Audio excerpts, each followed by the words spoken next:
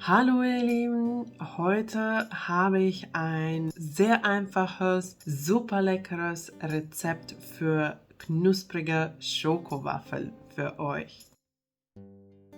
Für diese Waffeln brauchst du 100 Gramm Mehl, 30 Gramm Zucker, 1 Teelöffel Backpulver, ein Viertel Teelöffel Backnatron, 10 Gramm Backkakao, ein Ei, etwas Öl zum Braten und 250 Milliliter Buttermilch. Erst vermische ich Mehl, Backkakao, Backpulver und Backnatron in einer Schüssel und gebe in eine große Schüssel durch den Sieb. So vermeiden wir große trockene Klumpen in dem Teig. Dann noch den Zucker dazugeben und kurz mit einem Schneebesen vermischen. Dann gebe ich den Buttermilch nach und nach dazu beim ständigen Rühren. So wird der Teig schön geschmeidig und da bleiben auch keine trockenen Stellen. Alles wird schön gleichmäßig vermischt. Dann, wenn du den ganzen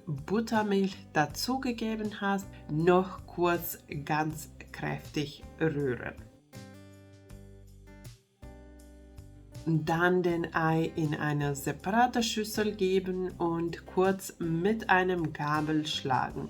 Danach wird der Ei auch beim Rühren in das Teig gegeben und es wird mit den Schneebesen gut vermischt. Der fertige Teig sollte dann so aussehen. Dann den Waffeleisen heiß machen. Ich verwende so eine Waffeleisen für die klassische Herzwaffeln. Den Waffeleisen leicht mit dem Öl bepinseln, wenn nötig. Nicht jeder Waffeleisen braucht das und ungefähr 2 Esslöffel Teig auf das Waffeleisen geben. Danach den Teig mit dem Löffel oder wie bei mir mit dem Eisportionierer schön auf das Waffeleisen verteilen. So werden die Waffeln dann schön dünn und der Teig bleibt nicht nur in die Mitte. Es kann sein, dass du hier ein paar Versuche machen musst, um den Teig perfekt zu kriegen, um die Temperatur richtig zu haben und um die Zeit richtig zu kalkulieren. Bei mir hat es 4 bis 5 Minuten gedauert, um solche schöne knusprige Waffeln zu backen.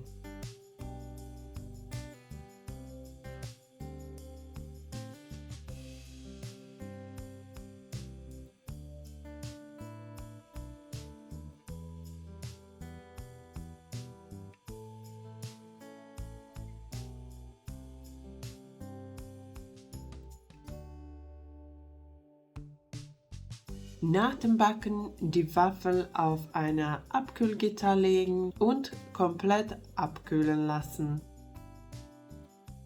Nachdem die Waffeln komplett abgekühlt sind, werden die auch schön knusprig. Und dann können wir auch die Waffeln in die kleinen Herzchen teilen.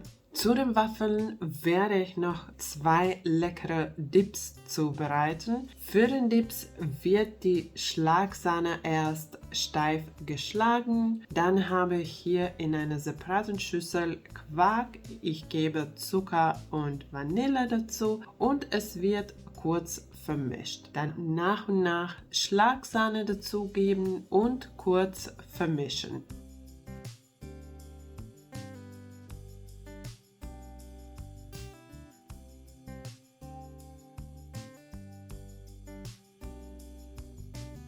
Ich zubereite jetzt 2 verschiedene Dips. Eine Dip mache ich mit Schokolade und die Schokolade wird mit dem Quark Schlagsahne-Mix vermischt und die andere mit Karamellsoße. Und die ist bei uns zu einer Favorit geworden.